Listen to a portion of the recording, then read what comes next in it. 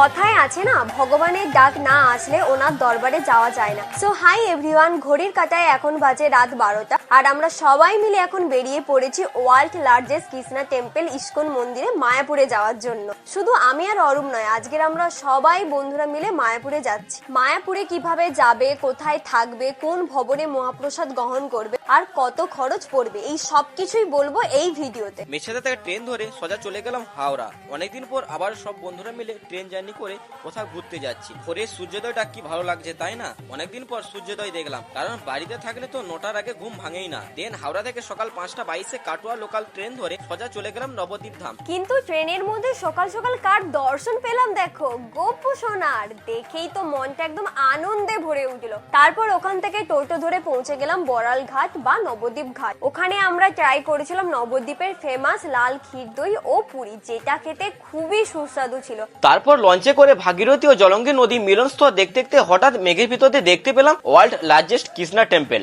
জানো তো, অনেকদিন ধরেই ইচ্ছা ছিল মায়াপুরে আসার, ফাইনালি সেটা আজ পূরণ হলো। তারপর কোথাও না দাঁড়িয়ে সোজা চলে এলাম হোটেলে, আর আমরা ছিলাম বালাজি হোটেলে, মন্দির থেকে মাত্র 5 মিনিটের ডিস্টেন্সে। তারপর ফ্রেশ হয়ে বেরিয়ে পড়েছিলাম মন্দিরে যাওয়ার জন্য। মন্দিরে গিয়ে আগে ভোগ প্রসাদে টুকন কেটে নিয়েছিলাম, যদি বেশি দেরি হতো তাহলে টুকন পেতাম না।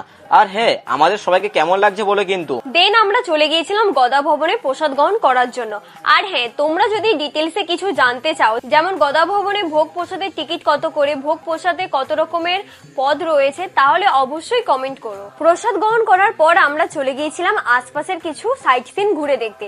প্রথমেই চলে গিয়েছিলাম রাজা বল্লভ সেনের ঢিবি দেখতে। আর জানো তো, আমরা তো জানতামই না যে মায়াপুরের আশপাশে এত সাইট সিন রয়েছে ঘুরে দেখার জন্য। আর রাজা বল্লভ সেনের ঢিবিটা সত্যি বলছি খুবই সুন্দর। মানে সবার মুখে মুখে শুনছি যে বল্লভ সেনের ঢিবিটা নাকি অনেক পুরনো। ওখানে আমরা কিছুক্ষণ সময় কাটানোর পর আমরা চলে গিয়েছিলাম ভক্তচাঁদ কাজীর সমাধি দেখতে, যার বয়স ছিল প্রায় 526 বছর। আর জানো তো নাকি প্রতিদিন একটা হলেও এই গাছে চাপা ফুল ফুটবে। তারপর তোমরা অনেকেই জিজ্ঞাসা করেছিলে এই ভিডিওটা আমি কোথায় করেছি। এই ভিডিওটা আমি শ্রী সারস্বত গৌরীর মঠে করেছিলাম। তারপর আমরা চলে গেছিলাম রাধাকুণ্ড ও শ্যামকুণ্ড দেখার জন্য। শেষে শ্রী চৈতন্য দেবের জন্মস্থান ও মাসি বাড়ি দেখে সোজা চলে গেছিলাম মন্দিরে সন্ধ্যারতি দেখার জন্য। মন্দিরে ঢুকতে না ঢুকতে চারিপাশ থেকে কীর্তনের আওয়াজ ভেসে আসছিল। আর সত্যি বলতে গেলে মায়াপুরে আসা শুধু এটার জন্য। ভিতরে তো ক্যামেরা করা এলাও নেই, কিন্তু সত্যি বলছি ভিতরে ঢুকার সাথে সাথেই না একটা আলাদা পজিটিভ ভাইব চলে এসছে মনের মধ্যে। এটা না তোমাদেরকে মানে বলে বোঝাতে পারবো না। তোমরা ওখানে না গেলে ঠিক কল্পনা করতে পারবে না যে সত্যি মানে কি বলবো, আমি তোমাদেরকে সত্যি বলেই বুঝাতে পারছি না। আমরা সেখানে গিয়ে সত্যি এত আনন্দ করেছি, আর চারিপাশটা এত সুন্দর। মন যতই তোমার ভারাক্রান্ত থাকুক না কেন, ভিতরে ঢুকার সাথে সাথে একটা আলাদা পজিটিভ ভাইব চলে এসছে। তারপর রাধা মাধব ও রাধারানীর দর্শন করলাম, সন্ধ্যা আরতি দেখলাম। আর সত্যি এত সুন্দর কীর্তন হচ্ছিল, সেখানে নিজেদের হাত পা না দুলিয়ে থাকতেই পারছিলাম না। তারপর ওখান থেকে আমরা বেরিয়ে চলে আসছিলাম, কিন্তু বেরিয়ে আসার আগে বাড়ির গোপুর জন্য ওখানে কিছু কেনাকাটা করছিলাম। ওখানে ভিতরেই মার্কেট ছিল, যেহেতু ক্যামেরা করা এলাও ছিল না তাই তোমাদেরকে দেখাতে পারিনি।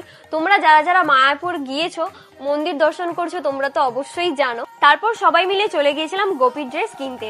তোমরা আবার ভেবো না ওরাও গোপী ড্রেস পরবে। হ্যাঁ, ওদের মধ্যে একজন গোপী ড্রেস পরে ট্রাই করেছিল, সেটা তোমাদেরকে নেক্সট ভিডিওতে দেখাবো। তারপর মায়াপুরে ফেমাস বিরিয়ানি কিনে হোটেলে ফিরে আসি। ফ্রেশ হয়ে খাওয়া দাওয়া করে বন্ধুদের সাথে একটা জমিয়ে গল্প দিলাম। তাহলে আজকের মতন আসি, দেখা হবে মায়াপুরের দ্বিতীয় ভিডিওতে।